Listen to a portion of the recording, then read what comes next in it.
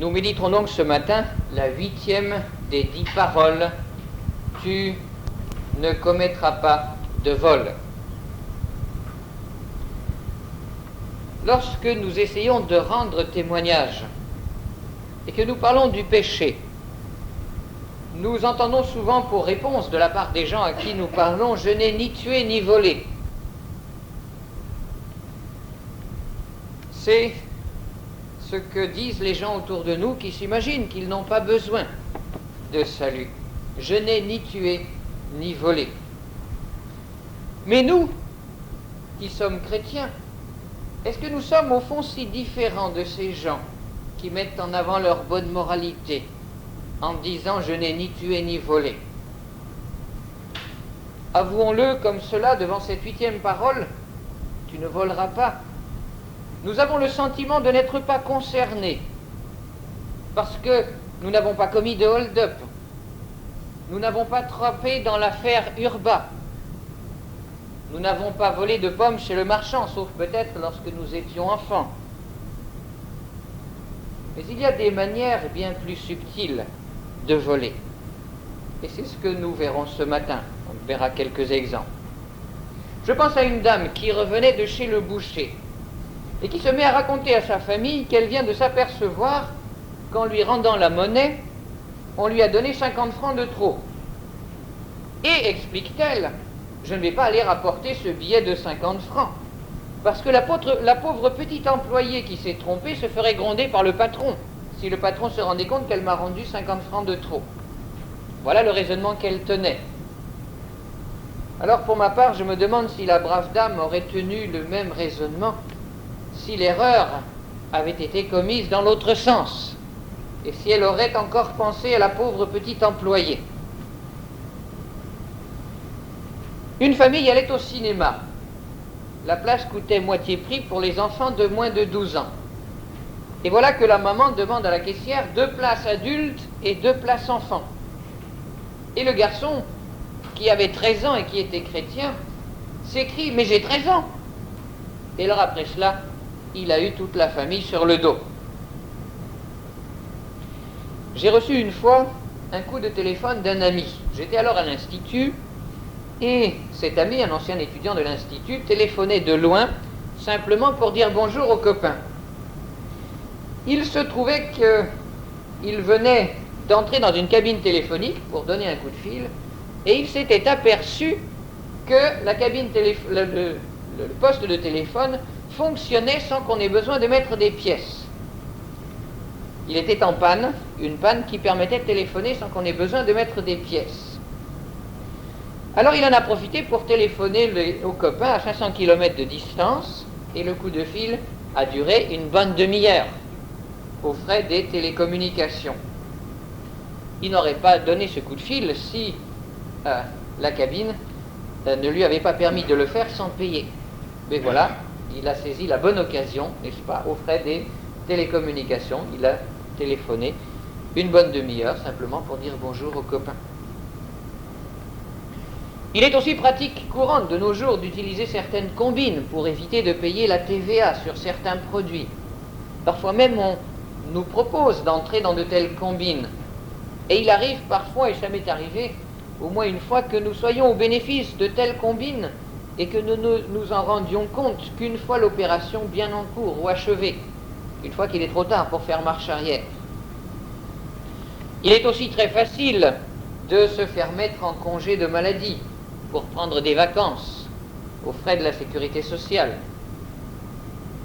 Et puis à l'opposé, je connais une œuvre chrétienne qui a jugé bon de renvoyer une secrétaire pour éviter les inconvénients qu'il y a à avoir une employée qui attend un bébé. Il n'est pas possible aux salariés de tricher sur leur déclaration de revenus, mais parmi ceux qui ont une profession libérale ou autre, certains ne s'en privent pas. D'un autre côté, l'État lui-même peut se faire voleur lorsqu'il calcule l'impôt en partant du principe que certaines catégories professionnelles déclarent moins que ce qu'elles gagnent. Alors de cette manière, eh bien, l'État encourage la malhonnêteté. Jésus, lui, a payé l'impôt. Et il a payé l'impôt à un gouvernement à l'Empire, qui utilisait très mal l'argent de l'impôt. Parce que parfois on entend des gens qui disent l'État utilise mal l'argent de l'impôt, alors c'est pas la peine de lui en donner. Eh bien si Jésus a payé l'impôt, et il a dit rendez à César ce qui lui revient. On peut aussi se demander si certaines grèves ne sont pas une forme de vol, à cause des sommes énormes qu'elles coûtent à l'économie d'un pays. Je ne suis pas opposé par principe à la grève, dans la mesure où c'est légal. Il n'y a pas d'interdiction formelle de la grève dans l'Écriture. Mais les conséquences qu'engendrent certaines grèves me font me poser des questions. Et puis les motivations aussi de certaines grèves. Il y a des revendications qui sont justifiées. Par contre, lorsque certaines catégories professionnelles qui ne sont pas si mal payées revendiquent une augmentation de salaire, ou même revendiquent le maintien de leur pouvoir d'achat dans une situation de crise, est-ce que là aussi, on ne se rapproche pas du vol? On peut même se demander si les salaires astronomiques de certains ne constituent pas eux aussi une forme de vol, quand on considère qu'à côté de cela, les entreprises n'ont pas les moyens d'embaucher plus de personnel et qu'il y a du monde au chômage.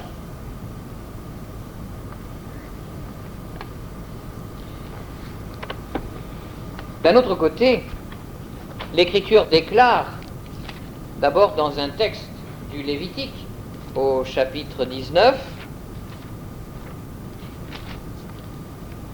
« N'exploite pas ton prochain et ne le vole pas. La paye d'un salarié ne doit pas rester entre tes mains jusqu'au lendemain. » Ça, c'est dans l'Ancien Testament. Mais dans le Nouveau Testament, on retrouve la même chose. Dans l'Épître de Jacques, au chapitre 5, l'apôtre Jacques écrivait ceci: «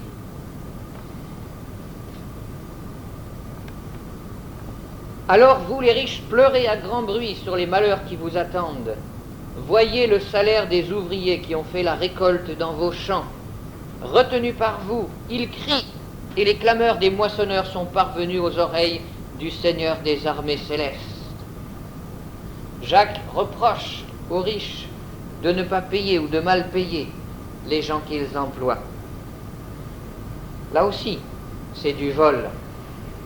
Et ceci pourrait très bien s'appliquer aussi aux églises et à la manière dont elles payent leurs ouvriers, ou bien aux œuvres missionnaires. Mais on pourrait aussi parler, pas seulement des églises ou des œuvres, et de la façon dont elles payent leurs missionnaires, mais aussi de la manière dont leurs ouvriers se comportent. Je me souviens de l'un d'entre eux, un brave pasteur, qui était venu à l'Institut biblique pour le centre évangélique. Le centre évangélique est une manifestation qui a lieu tous les ans et qui regroupe tous les responsables d'églises et d'œuvres du monde évangélique français. Il avait lieu autrefois à Nogent. Et les étudiants de l'Institut de Nogent étaient de service à ce moment-là. Et voilà qu'un de ces braves pasteurs arrive de province et il demande à téléphoner à sa femme. La conversation a duré un certain temps. Et puis il est parti, sans demander s'il devait quelque chose. Oh, sans doute était-ce de l'inconscience ou de l'oubli ou de la négligence. Toujours est-il qu'à la fin de chaque année scolaire, à l'Institut biblique, il manquait quelques milliers de francs dans la caisse du téléphone. Du vol? Non, ce n'était pas du vol. Tout simplement, les étudiants ou ceux qui étaient de passage téléphonaient. Et comme on n'avait pas d'argent sur soi, eh bien on disait à la secrétaire qu'on allait payer plus tard. Et puis de toute façon, c'était des petites sommes. Et puis, justement, comme c'était des petites sommes, eh bien, finalement, on oubliait. Et puis, à la fin d'une année, eh bien, ce sont les petits filets d'eau ou les petits ruisseaux qui font de grands fleuves. Et ça me fait penser que l'autre jour, j'ai fait faire des photocopies par le secrétariat de l'Institut biblique lorsque j'y suis allé. Et lorsque j'ai reçu les documents, la personne à qui je devais payer n'était pas là. Alors, il faudra que j'y pense quand je retournerai à l'Institut. Et pour y penser, il vaut peut-être mieux que je le note sur mon agenda, comme ça j'aurai plus de chances de ne pas oublier. 3 années de vie communautaire à l'Institut biblique m'ont démontré combien tout naturellement on fait peu de cas de ce qui n'appartient à personne, ou de ce qui appartient à tout le monde, ça revient au même, c'est-à-dire de ce qui appartient à la communauté. Passivité, négligence, laisser aller qu'on ne se permettrait pas vis-à-vis de ses biens personnels, semble être chose normale lorsqu'il s'agit des biens de la communauté. Et ça coûte cher à la communauté. C'est vrai dans un institut biblique, mais c'est vrai aussi dans l'église, à l'école ou au travail, etc. On pourrait aussi parler de ce qu'on appelle des emprunts. Mon camarade de chambre à l'Institut biblique arrive un jour dans notre chambre, il jette un coup d'œil et il me demande si je sais où est passé son magnétophone. Son magnétophone, c'était pas n'importe quoi, c'était du beau matériel, du matériel de professionnel qu'il utilisait pour faire des émissions de radio pour une radio évangélique. Alors il me demande où est passé son magnétophone. Moi, je n'en avais aucune idée. Il cherche un peu partout, il demande à droite, il demande à gauche. Personne n'a vu ce magnétophone. Et c'est non moins de 15 jours plus tard qu'un autre étudiant vient dans notre chambre, le précieux appareil en main, et qu'il dit à mon camarade de chambre, « Tiens, je te ramène ton appareil. Comme tu n'étais pas là quand je suis venu et que j'en avais besoin, je me suis permis de te l'emprunter. » Il ne s'est même pas demandé si le propriétaire, pendant ces 15 jours, pouvait avoir besoin de son appareil. Tiens, au fait, est-ce que je n'aurais pas par hasard des livres que l'on m'a prêtés, peut-être depuis bien longtemps, et que je n'ai pas rendus? Pour le propriétaire à qui je n'ai pas rendu ces livres, si je les lui avais volés, le résultat serait le même. Lui, il ne les a pas. Lorsque j'étais à l'église de Mulhouse, il y a à l'église de Mulhouse une grande bibliothèque, qui était l'ancienne bibliothèque de M. Milon, et je devais m'occuper de cette bibliothèque. Et alors, dans cette bibliothèque, il manquait des livres. Et normalement, quand quelqu'un empruntait un livre, il devait noter cela sur un cahier pour que l'on sache où se trouvait le livre. Et voilà qu'il manquait des livres et que rien n'était noté sur le cahier de sortie des ouvrages. Et ces livres étaient introuvables. Et alors il m'est arrivé de racheter pour la bibliothèque, avec les fonds de la bibliothèque, un ouvrage qu'on avait déjà, mais qui avait disparu depuis des mois, parfois même depuis des années. Et puis après avoir fait le nouvel achat, eh bien j'ai vu réapparaître le premier exemplaire qui avait disparu.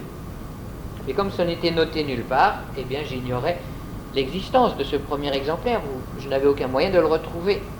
Et alors j'ai dépensé des sous pour le compte de la bibliothèque, pour rien. Là encore, cette négligence est une forme de vol, puisqu'elle amène quelqu'un à dépenser des sous pour rien. Maintenant, si à la sortie du culte ce matin, il y a des livres qui retournent chez leur propriétaire, eh bien je n'aurais peut-être pas prêché pour rien. Tout à l'heure, nous parlions de rendre à César ce qui est à César. Jésus n'a pas simplement dit de rendre à César ce qui est à César, il a aussi dit de rendre à Dieu ce qui est à Dieu. Et à l'époque du prophète Malachie, Dieu a envoyé son prophète pour parler au peuple d'Israël et pour lui faire le reproche suivant. Malachie au chapitre 3. « Depuis les temps de vos ancêtres, vous délaissez mes commandements, vous n'y obéissez pas. Revenez à moi, et je reviendrai à vous, déclare le Seigneur le Tout-Puissant. » Mais vous dites, comment devons-nous revenir? Un homme peut-il tromper Dieu? Eh bien oui, vous me trompez. Et vous dites, en quoi t'avons-nous trompé? Eh bien vous m'avez trompé pour ce qui concerne la dîme et les redevances. Vous êtes sous le coup de la malédiction, et c'est moi que vous trompez, vous, le peuple tout entier. Apportez intégralement la dîme à la salle du trésor du temple, qu'il y ait de la nourriture dans mon temple, pour les prêtres, pour les Lévites qui devaient officier dans le temple. Mettez-moi donc à l'épreuve à ce propos, dit le Seigneur le Tout-Puissant, pour voir si je n'ouvre pas pour vous les écluses du ciel et si je ne répands pas sur vous la bénédiction en abondance. Dieu, par l'intermédiaire de son prophète, accuse son peuple de le tromper, de le voler. Il est donc possible de voler Dieu aussi. Là, il s'agissait des dîmes qui avaient été demandées par la loi et que le peuple ne versait pas. Dans l'évangile de Luc, au chapitre 16, on trouve à ce propos une affirmation très étonnante qui pourra orienter notre réflexion sur ce nouvel aspect des choses. Dans Luc au chapitre 16, verset 13, Jésus dit « Aucun domestique ne peut servir deux maîtres. Ou bien il haïra un et aimera l'autre, ou bien il s'attachera à l'un et méprisera l'autre. Vous ne pouvez pas servir Dieu et l'argent. » Les pharisiens qui aimaient l'argent écoutaient tout cela et ils ricanaient à son sujet. Voilà une affirmation très étonnante. Les pharisiens qui aimaient l'argent écoutaient tout cela et ricanaient. C'est étonnant parce qu'on sait bien que les pharisiens étaient zélés pour la loi et qu'ils versaient la dîme. Autrement dit, on peut être avare tout en versant la dîme. Au fond, tout dépend de ce que l'on a et donc de ce qu'on peut donner. Il ne suffit pas de donner la dîme, on peut être avare en donnant la dîme. Tout dépend de ce que l'on a. D'ailleurs, l'Israélite devait donner plus que la dîme. Outre la dîme de ses récoltes, il devait consacrer au Seigneur les premiers-nés de son bétail, et probablement que cela faisait plus d'une tête de bétail sur 10. Il devait offrir un sacrifice après chaque naissance de ses propres enfants, offrir des sacrifices lors des fêtes, offrir des sacrifices après une faute, offrir des sacrifices après un contact avec un cadavre, sans compter toutes les offrandes et les sacrifices que l'on pouvait offrir suite à un vœu qui était volontaire. On a l'exemple de la maman de Samuel qui, lorsque son enfant naît, en réponse à sa prière, offre au temple 3 taureaux, une 40aine de kilos de farine et une outre de vin, volontairement. Et quand on met tout cela bout à bout, eh bien cela faisait peut-être 2 ou 3 dîmes. Il y a là de quoi nous faire réfléchir. À nous qui sommes sous la nouvelle alliance et qui avons donc bien plus de raisons de donner au Seigneur, parce que nous connaissons bien plus que les Israélites de ce que Dieu a fait pour nous. Et puis nous faire réfléchir, nous qui vivons aussi dans des conditions économiques qui sont bien meilleures que celles des Israélites. Alors combien devrions-nous donner ? Mais je crois que poser la question comme cela, c'est mal la poser. Car il ne s'agit pas d'un devoir. Dieu aime celui qui donne avec joie. Dieu aime recevoir de celui qui s'est d'abord donné lui-même et qui donne par amour. Ce n'est pas une question de devoir. Maintenant, si l'on veut chercher une ligne de pensée directrice dans ce domaine, eh bien on peut la trouver dans la 2e épître aux Corinthiens, au chapitre 8. Dans 2 Corinthiens au chapitre 8, à partir du verset 12, Paul dit ceci: « Quand l'intention est vraiment bonne, on est bien reçu avec ce que l'on a, peu importe ce que l'on n'a pas. Il ne s'agit pas de vous mettre dans la gêne en soulageant les autres, mais d'établir l'égalité. » En cette occasion, l'occasion c'était celle d'une collecte que Paul organisait dans les églises de Macédoine au profit des églises de Palestine qui connaissaient la misère. Alors dans cette occasion, ce que vous avez en trop, votre superflu, compensera ce qu'ils ont en moins, pour qu'un jour ce qu'ils auront en trop compense ce que vous aurez en moins. Et cela fera l'égalité.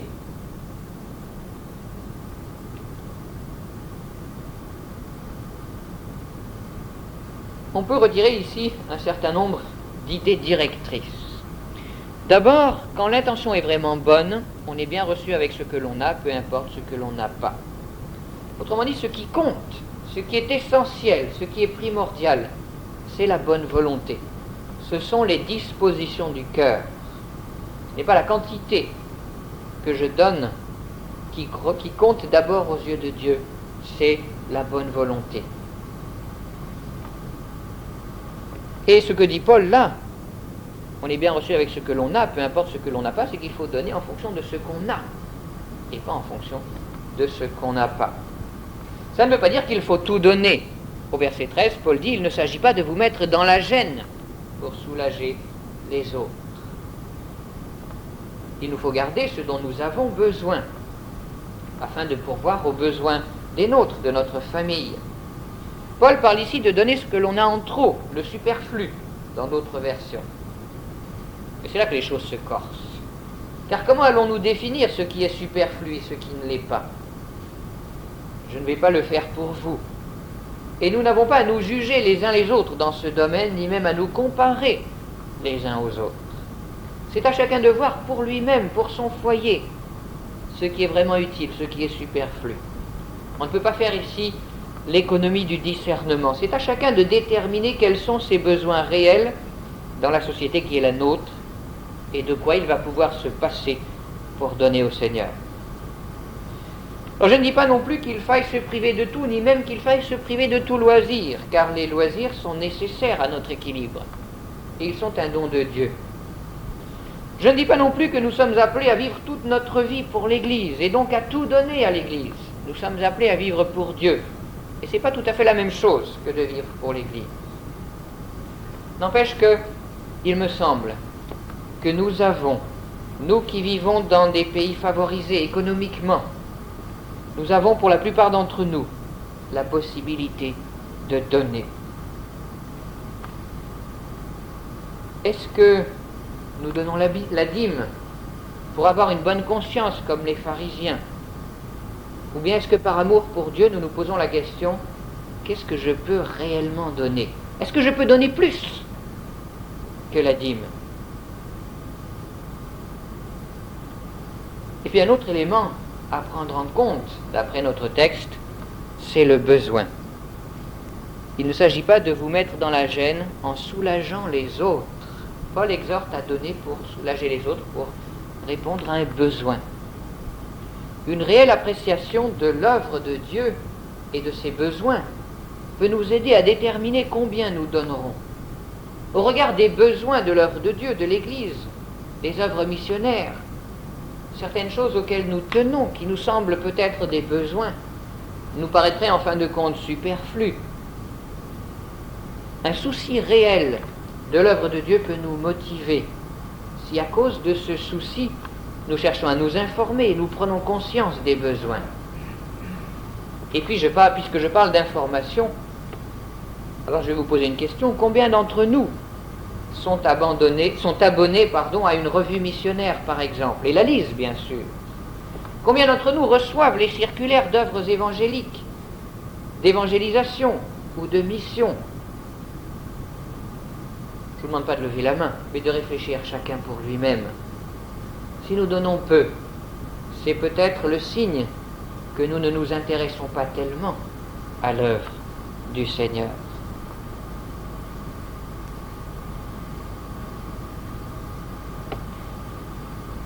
Tu ne voleras pas. Cela peut encore s'appliquer à la façon dont nous traitons les gens défavorisés. Et je retourne au livre du Lévitique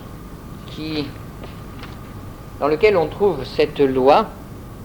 Quand vous moissonnerez vos terres, tu ne moissonneras pas ton champ jusqu'au bord, et tu ne ramasseras pas la glanure de ta moisson. Tu ne grappilleras pas non plus ta vigne, tu n'y ramasseras pas les fruits tombés, tu les abandonneras aux pauvres et à l'émigré. C'est moi le Seigneur, votre Dieu. La loi stipulait donc que lorsque l'on faisait ces moissons, eh bien, ce qui tombait par terre devait être laissé pour les pauvres. Ou bien ce qu'on oubliait sur la vigne, on ne devait pas retourner une seconde fois pour aller le chercher après la récolte des raisins, on devait le laisser là pour que les pauvres, les défavorisés puissent retirer quelque chose là et avoir quelque chose pour se nourrir. Ne pas laisser aux pauvres de quoi glaner, c'était le priver de ce qui lui revenait, et donc, en quelque sorte, le voler. Dans le Deutéronome encore, au chapitre 15, on a une autre loi de ce genre. S'il y a chez toi un pauvre, l'un de tes frères, dans l'une de tes villes, dans le pays que le Seigneur ton Dieu te donne, tu n'endurciras pas ton cœur et tu ne fermeras pas ta main à ton frère pauvre, mais tu lui ouvriras ta main toute grande et tu lui consentiras tous les prêts sur gage dont il pourrait avoir besoin.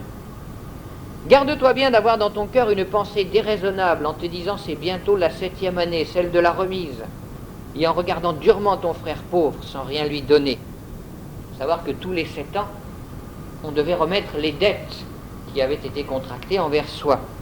Et donc si un pauvre venait s'adresser à quelqu'un, lui demander de lui prêter de l'argent et que la personne savait que ça allait être bientôt le moment de la remise des dettes, eh bien la loi stipule que il fallait quand même prêter à ce pauvre parce qu'il était pauvre. Car si tu dis c'est bientôt la 7e année, celle de la remise, en regardant durement ton frère pauvre sans rien lui donner, alors tu appelleras le Seigneur contre toi, et ce sera un péché pour toi. Non, tu donneras généreusement à ton frère pauvre au lieu de lui donner à contre-cœur. Et ainsi le Seigneur ton Dieu te bénira dans toutes tes actions et dans toutes tes entreprises. Refuser aux pauvres, nous dit ce texte, c'est commettre un péché. Il y a autour de nous des gens qui sont dans le besoin. Quelle est notre attitude par rapport à eux? Oh, c'est pas toujours facile. Quand quelqu'un vient vous demander de l'argent, vous ne savez pas trop ce qu'il va en faire, et peut-être que c'est pour aller le dépenser au bistrot. Personnellement, nous avons, dans notre famille, adopté cette ligne de conduite. Si quelqu'un vient demander un sandwich, on donne un sandwich. Si quelqu'un a faim, on donne un sandwich. Mais nous ne donnons pas d'argent. Justement parce que nous avons fait des expériences. Nous avons parfois donné de l'argent et nous avons vu la personne partir au bistrot, ou bien quelqu'un venir réclamer de l'argent soi-disant parce qu'il avait faim, et quand on lui a donné un sandwich, il l'a laissé 10 mètres plus loin sur le trottoir, parce que c'est parce qu'il voulait véritablement. Je crois qu'il faut se méfier, mais d'un autre côté, il ne faut pas fermer son cœur, il ne faut pas retenir sa main, comme dit le texte que nous venons de lire. Il y a aussi autour de nous, parmi les gens qui sont dans le besoin, des chômeurs. La mauvaise répartition du travail est elle aussi une forme de vol. Dans l'Ancien Testament, chaque Israélite devait conserver sa terre. Et si un Israélite était pauvre et pour s'en sortir était amené à vendre sa terre pour régler ses dettes, eh bien la loi stipulait que sa terre devait lui être rendue lors de l'année du jubilé. Car sa terre, c'est-à-dire tous les 50 ans, car sa terre, c'était son instrument de travail. Et en stipulant que la terre devait être rendue au bout d'un certain temps à celui qui avait été obligé de la vendre, la loi garantissait le droit au travail pour chaque Israélite. Dieu a le souci que chacun puisse avoir les moyens de pourvoir à sa subsistance. Alors, 3 millions de chômeurs dans notre pays, c'est un scandale. C'est quelque chose d'inadmissible, qui est contraire à la volonté de Dieu. Et je crois qu'il ne faut pas nous laisser leurrer par les discours ronflants des hommes politiques, qui nous disent que quand la reprise économique viendra, cela ira mieux. Parce que si reprise économique il y a, ça fera seulement quelques centaines de milliers de chômeurs en moins. Mais ça ne résoudra pas le problème. Et puis d'autre part, Dieu ne dit pas que le droit au travail de chacun est dépendant de la situation économique d'un pays ou de la reprise économique du pays. Qu'il y ait croissance économique ou pas dans un pays riche comme nos pays d'Europe et nos pays de l'Occident, il est inadmissible qu'il y ait 3 millions de chômeurs et qu'on attende une reprise économique qui ne viendra peut-être pas, les bras croisés sans faire grand-chose. Et maintenant, je dis 3 millions de chômeurs, c'est les chiffres que l'on nous donne. Mais il faut peut-être nuancer cela. On pense bien sûr tout de suite aux faux chômeurs dont on a entendu parler aussi, dont on nous a parlé dans les médias. Mais je pense à ceux qui sont chômeurs, mais au fond n'ont pas de réel besoin. Car quand dans un couple, l'un des deux gagne suffisamment pour subvenir aux besoins de la famille, ce n'est pas dramatique que l'autre soit au chômage. Et à la limite, est-il juste qu'on lui verse une indemnité de chômage alors que les ascédiques ont de gros problèmes pour tourner? Je crois que dans un pays où il y a 3 millions de chômeurs, à ce qu'on nous dit, il est aussi injuste que dans certains foyers, les deux travaillent et que dans d'autres foyers, aucun des deux travaille. Dans un pays où il y a tant de chômage, ça me paraît être un luxe inacceptable que dans un foyer, les deux travaillent. Alors bien sûr, il y a des cas où on ne peut pas faire autrement, parce que l'un des deux ne gagnerait pas assez pour subvenir aux besoins de la famille. N'empêche qu'il me semble que, avant d'attendre la reprise économique qui viendra ou qui ne viendra pas, on devrait donner la priorité sur le marché du travail à ceux qui ont charge de famille et qui n'ont, et dans la famille desquels il n'y a aucun des deux qui travaille. On devrait leur donner la priorité sur d'autres personnes dont le conjoint a déjà un emploi et qui voudraient elles aussi travailler. Mais nous vivons dans le pays dans lequel nous vivons, avec ces injustices, avec ce chômage qui est contraire à la volonté de Dieu, et en tout cas pour ceux qui ne peuvent pas subvenir aux besoins de leur famille. Et nous pouvons nous poser la question, est-ce qu'il n'y a rien que nous pourrions faire en tant qu'Église pour des gens qui veulent réellement travailler, parce qu'il y a aussi des chômeurs qui sont très contents d'être au chômage, est-ce qu'il n'y a rien que nous pourrions faire en tant qu'Église pour des gens qui voudraient réellement travailler mais qui ne trouvent pas? Voilà un vaste sujet de réflexion. Et dans l'Église primitive, on sait qu'il y a eu un vaste élan de solidarité envers les pauvres, envers ceux qui ne pouvaient pas subvenir à leurs besoins. Et l'Église a su trouver, par exemple pour les veuves, des activités à l'intérieur de l'Église, en échange desquelles ces veuves recevaient suffisamment de quoi vivre.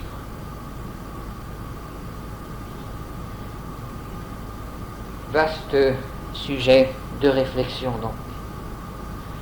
Et puis l'on pourrait parler aussi du tiers-monde, c'est-à-dire 1 million d'êtres humains qui meurent de faim chaque année, 1 milliard d'êtres humains qui ont subi une mauvaise croissance ou ont le cerveau atteint pour cause de malnutrition, tandis que 30% de la population humaine consomme les 3/4 des protéines du globe.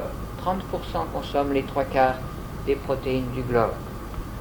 Il y a entre 1/3 et la moitié de l'humanité qui n'a pas accès aux services de santé. Et d'un autre côté, il y a 20% de la population mondiale qui jouit de 80% des biens à disposition. Et la différence ne cesse de s'accroître. N'y a-t-il pas là aussi une forme de vol? Dans les pays pauvres, dans certains pays pauvres, une main-d'œuvre sous-payée cultive des céréales qui serviront à nourrir le bétail des pays industrialisés, pendant que la population de ces pays pauvres souffre de malnutrition. Mais ces pays pauvres préfèrent travailler pour l'exportation, parce que d'une part, cela rapporte plus aux quelques propriétaires, aux quelques grands propriétaires qui possèdent les terres, et puis aussi parce que ces pays sont tenus de rembourser leurs dettes envers l'Occident, une dette qui s'est accrue pendant bien des années. En face de ces pays pauvres, en 1961, les nations industrialisées ont consacré 0,52% de leur produit national brut à l'aide économique. 13 ans plus tard, en 1974, on est passé de 0,52% à 0,33%, alors que la croissance économique pendant ces années avait été de 3,5% par an. S'il y a un problème auquel le 8e commandement s'applique, c'est bien celui-là. Et que nous le voulions ou non, nous participons à un système injuste, nous profitons de cette vaste entreprise de vol. Alors bien sûr, la responsabilité n'incombe pas seulement aux Occidentaux. Ces pays pauvres sont souvent aussi fautifs, leur gouvernement, mais aussi les populations. Il y a quelques mois, notre secrétaire d'État à l'aide humanitaire, Bernard Kouchner, a tapé du poing sur la table, parce qu'alors qu'il était allé en Afrique, il avait constaté que les convois humanitaires étaient pillés, c'était en Somalie je crois, étaient pillés par la guérilla, que les véhicules des convois humanitaires étaient volés par la guérilla, par des gens qui, au fond, préféraient faire la guerre que de cultiver des terres pour se nourrir. Alors bien sûr, les pays pauvres ont aussi leurs responsabilités, leurs gouvernements qui sont souvent corrompus, et les populations parfois aussi. N'empêche que le commandement que nous avons lu tout à l'heure et qui nous enseigne à ne pas fermer notre main aux pauvres a aussi quelque chose à nous dire face aux populations du tiers-monde. Alors face à ce grand problème, il y a 3 attitudes possibles, comme l'écrit John Stott dans un de ses livres. La première attitude, c'est de rester riche et de ne pas s'occuper des autres. C'est une attitude qui n'est pas biblique. La seconde attitude possible, c'est de devenir pauvre. Cette attitude-là, non plus, n'est pas biblique. Nous l'avons vu dans le texte de la 2e épître aux Corinthiens tout à l'heure. Paul disait aux Corinthiens de ne pas se mettre dans la gêne. Et alors la troisième attitude, qui est l'attitude biblique, eh bien, c'est d'être content de ce que l'on a et de pratiquer la générosité. Être content de ce que l'on a et pratiquer la générosité. Et bien sûr, pour pratiquer la générosité, nous ne pouvons pas le faire comme cela à notre niveau à nous. Il vaut mieux passer par le moyen de missionnaires ou par le moyen d'œuvres évangéliques qui connaissent le terrain, qui connaissent les moyens, les canaux, et qui s'occupent de ces problèmes de façon spécifique. Je pense par exemple au service d'entraide et de liaison de l'Alliance évangélique française, le CEL, qui apporte un secours aux pays du tiers-monde et plus précisément aux chrétiens qui sont dans le tiers-monde, avec pour philosophie non seulement de pourvoir aux besoins matériels, mais aussi d'annoncer l'Évangile. Parce que bien souvent, sans un changement de mentalité de la part de ces gens, leurs conditions de vie ne peuvent pas changer. Quand vous avez affaire à des gens qui préfèrent faire la guerre que de cultiver les terres, c'est pas la peine d'envoyer du secours humanitaire.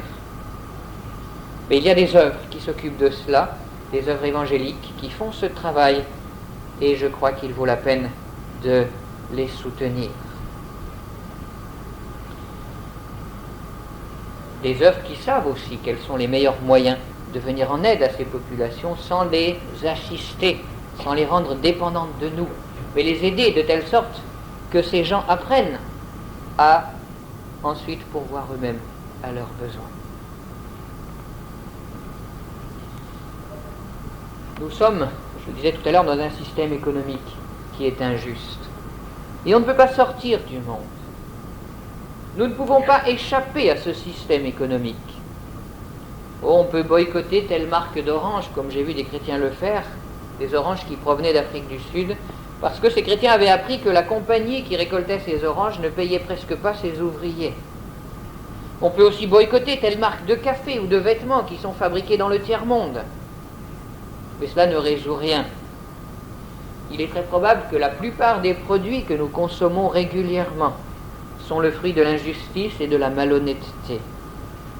Et puis boycotter ces produits, c'est finalement priver ces populations pauvres de leur salaire, aussi infime soit-il. Car même si ce salaire est injuste, c'est quand même un peu qu'elles ont, et le leur enlever, c'est les mettre dans une situation pire. On ne peut pas non plus sans cesse se demander dans quelles conditions ont été produits ou fabriqués tout ce que nous consommons, tout ce que nous utilisons. On ne peut pas non plus toujours se demander ce qui a été fait avec l'argent qui nous passe entre les mains avant que nous le recevions. Il est probable qu'une bonne partie de cet argent est de l'argent sale. Mais Jésus nous enseigne plutôt à nous faire des amis avec les richesses injustes. Il est impossible de ne pas profiter de l'injustice et de la malhonnêteté du système dans lequel nous vivons. En ce sens, nous avons tous les mains sales, ce qui ne veut pas dire qu'il faut volontairement les salir davantage, bien sûr. Mais la vraie question, c'est de savoir ce que nous faisons de ces richesses qui sont les nôtres et qui, en grande partie, sont des richesses injustes. Et c'est là que l'Écriture nous appelle à être généreux. Certains textes nous invitent à aller plus loin cependant. Dans le psaume 82, nous lisons ceci: « Soyez des juges pour le faible et l'orphelin, rendez justice aux malheureux et à l'indigent, libérez le faible et le pauvre, délivrez-les de la main des coupables. » Voilà un texte qui nous incite à travailler à l'établissement d'un ordre social plus juste. Nous signons facilement des pétitions contre l'avortement, en tout cas ça se pratique beaucoup, ou ça s'est pratiqué pendant un temps dans les milieux évangéliques. Par contre, je n'ai jamais vu de pétition signée contre l'exploitation du tiers-monde, ou contre le problème du chômage dont j'ai parlé tout à l'heure. Oh, ce n'est pas que je crois beaucoup à l'efficacité de ces pétitions, mais je me demande simplement pourquoi on agit pour certains types de problèmes et pas pour d'autres. Il me semble que cela est révélateur.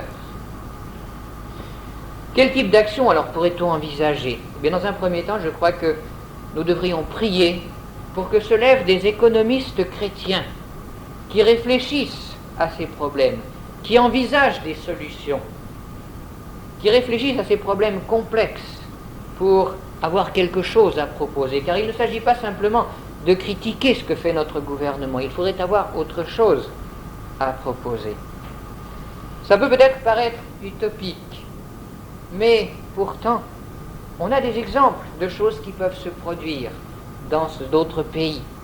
En Hollande, par exemple, qui est un pays qui a été très influencé par le protestantisme, qui a même eu un premier ministre évangélique au siècle dernier, la Hollande a fait beaucoup ces dernières années, au niveau national, pour certains pays du tiers-monde.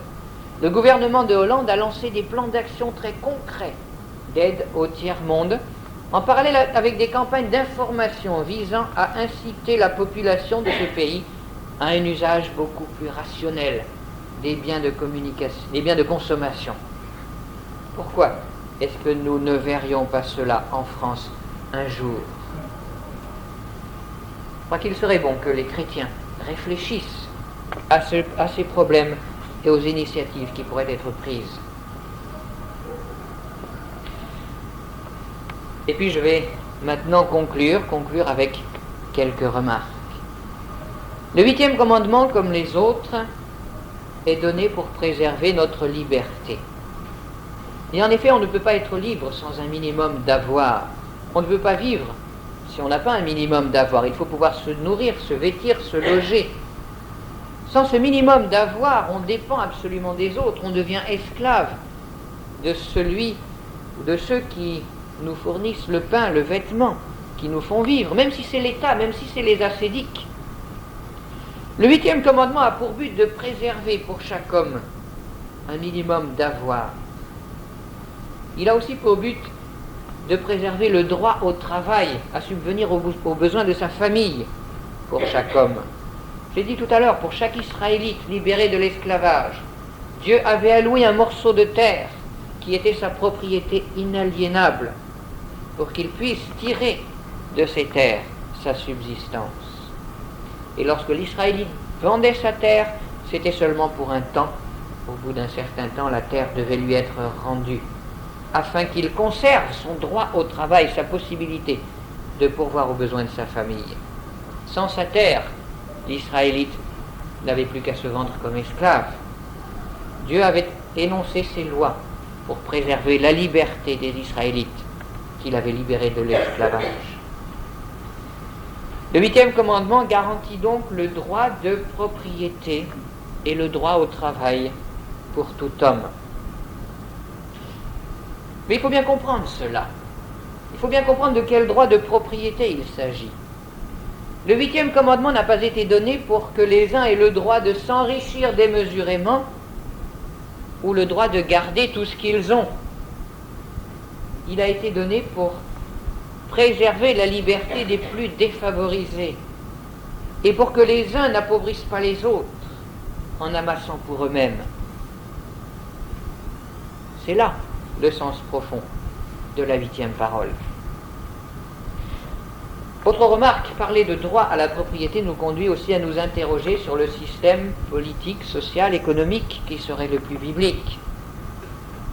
Il existe des lectures marxistes de l'écriture, ou il existait, parce qu'à l'heure actuelle, je ne sais pas s'il reste beaucoup de marxistes. Il y a aussi la lecture capitaliste américaine. Et dans certains cercles, on va même jusqu'à prétendre que la sécurité sociale serait anti-biblique, parce que la sécurité sociale volerait ce qui appartient aux riches pour le redistribuer